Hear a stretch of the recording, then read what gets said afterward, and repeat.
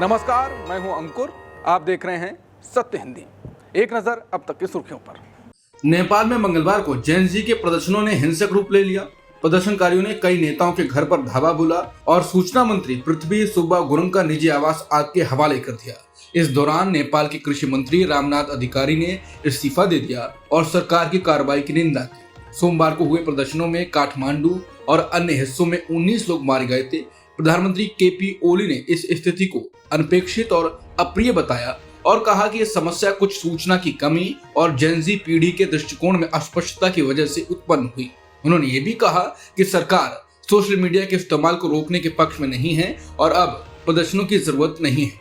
नेपाल में मंगलवार को जेन जी द्वारा नेतृत्व वाले भ्रष्टाचार विरोधी प्रदर्शनों ने फिर हिंसक रूप ले लिया। प्रधानमंत्री केपी ओली ने घटना में हुई मौतों पर दुख जताया और कहा कि एक जांच समिति बनाई जाएगी। समिति पूरे मामले और नुकसान का विश्लेषण करेगी और 15 दिनों के अंदर रिपोर्ट पेश करेगी। उन्होंने मृतकों के परिवारों के प्रति संवेदना व्यक्त की और घायलों के लिए मुफ्त इलाज का आश्वासन दिया। सूचना मंत्री पृथ्वी सुब्बा गुरुङ ने कहा कि प्रधानमंत्री ओली इस्तीफा नहीं देंगे और सरकार सोशल मीडिया पर प्रतिबंध को लेकर अपनी स्थिति बनाए रखेगी। प्रदर्शन तब घातक हो गया जब सुरक्षा बलों ने लाइव गोलियों का उपयोग किया और भीड़ को नियंत्रित करने के लिए आंसू गैस छोड़ी।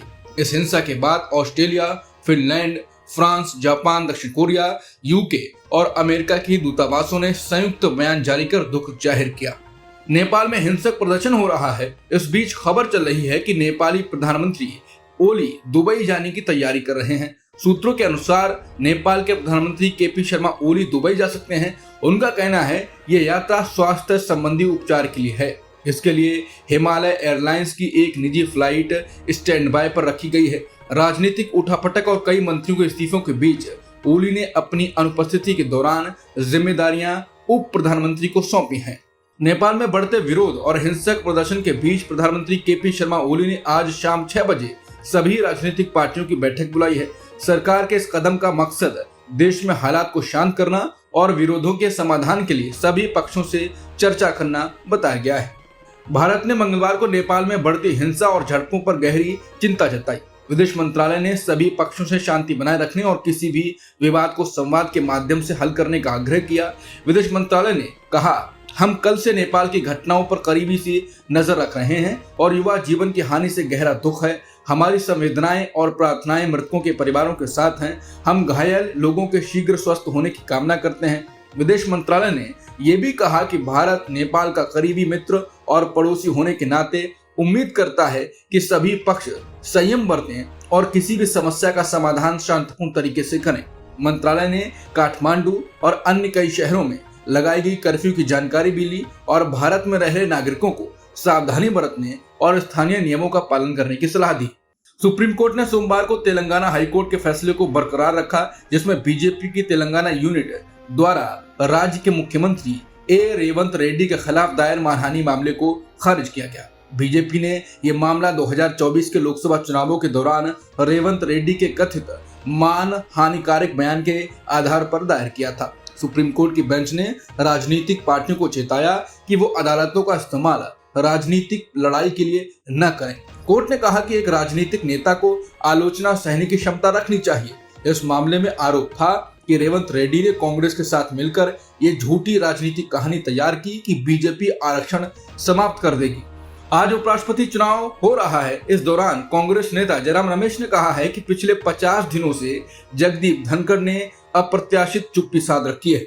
आज जब उनके उत्तराधिकारी के चुनाव की प्रक्रिया शुरू हो रही है, तब भी देश उनके ऐतिहासिक और अप्रत्याशित इस्तीफे पर बयान का इंतजार कर रहा है। उन्होंने उपराष्ट्रपति पद से इस्तीफा उस समय दिया था जब उन्होंने मोदी सरकार द्वारा किसानों की घोर उपेक्षा, सत्ता में बैठे लोगों के अहंकार से पैदा होने वाले खतरों और अन्य मुद्दों पर चिंता जाहिर की थी।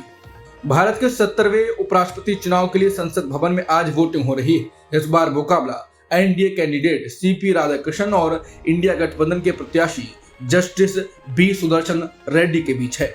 मतदान सुबह 10 बजे शुरू हुआ, जो शाम 5 बजे तक चलेगा। शाम 6 बजे वोटों की गिनती शुरू होगी और फिर विजयी उम्मीदवार का ऐलान किया जाएगा।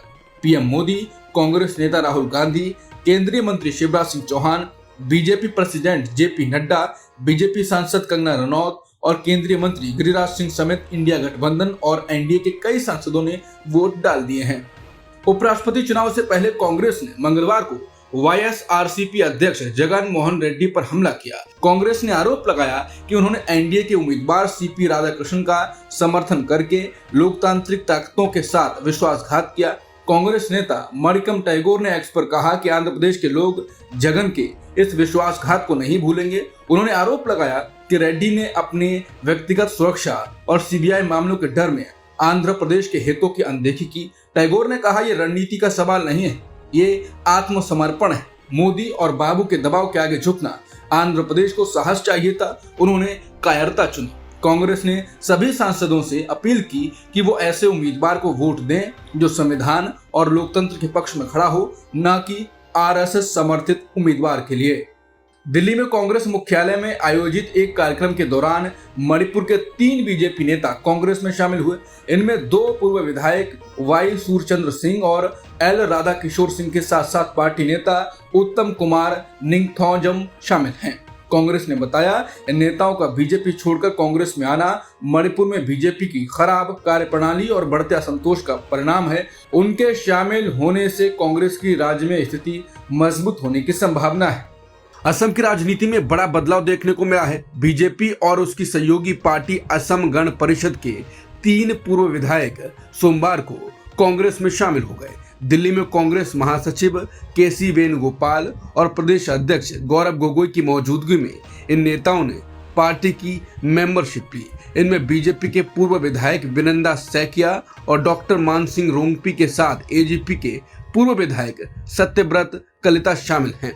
सैकिया और रोंगपी पहले भी कांग्रेस में रह चुके थे, लेकिन बाद में बीजेपी में चले गए थे। अब विधानसभा चुनाव 2026 से पहले उनकी वापसी को कांग्रेस ने अहम बताया है। अमेरिका के राष्ट्रपति ट्रंप के करीबी मंत्रियों और सलाहकारों की डिनर पार्टी में अचानक माहौल बिगड़ गया। ये डिनर वॉशिंगटन डीसी के एक बेहद खास क्लब में रखा गया था, जहां ट्रंप सरकार के कई मंत्री और बड़े अधिकारी मौजूद थे। लेकिन इसी बीच अमेरिकी वित्त मंत्री स्कॉट बेसेंट और हाउसिंग फाइनेंस प्रमुख बिल पुल्टे के बीच जमकर बहस हो गई। उस समय बेसेंट ने पुल्टे को धमकी दी कि वो उन्हें चेहरे पर मुक्का मार देंगे। प्रत्यक्षदर्शियों के मुताबिक बेसेंट का आरोप था कि पुल्टे राष्ट्रपति ट्रंप से उनके बारे में गलत बातें कर रहे थे। क्लब के मालिक और अन्य अधिकारियों को बीच बचाव करना पड़ा। दोनों को अलग किया गया और बाद में डिनर जारी रहा। बताया जा रहा है कि दोनों अधिकारियों में लंबे समय से आपसी तनातनी चल रही है। चीनी राजदूत जू फेईहोंग ने अमेरिका द्वारा भारत पर लगाए गए 50% टैरिफ को अनुचित और बिना सोचे समझे बताते हुए आलोचना की। उन्होंने कहा कि अमेरिका ने लंबे समय से मुक्त व्यापार का लाभ उठाया है, लेकिन अब टैरिफ को हथियार बनाकर विभिन्न देशों से अनुचित लाभ हासिल करने की कोशिश कर रहा है। जू ने भारत चीन संबंधों को मजबूत करने पर जोर देते हुए भारतीय कंपनियों को चीन में निवेश करने के लिए आमंत्रित किया। चीन की इंडस्ट्री के लिए भारत में निष्पक्ष, न्यायपूर्ण और भेदभाव रहित व्यापारिक माहौल की उम्मीद जताई। जू फेईहोंग ने सोमवार को कहा कि एक तरफा नीति और धौंस के कारण विश्व में उथल पुथल और परिवर्तन का नया दौर आ गया है। चीन के राजदूत शू फेईहोंग ने भारत के सैनिकों की बहादुरी की खुलकर तारीफ की। उन्होंने कहा कि द्वितीय विश्व युद्ध में भारतीय सैनिकों ने एशिया और यूरोप के कई मोर्चों पर अहम भूमिका निभाई थी।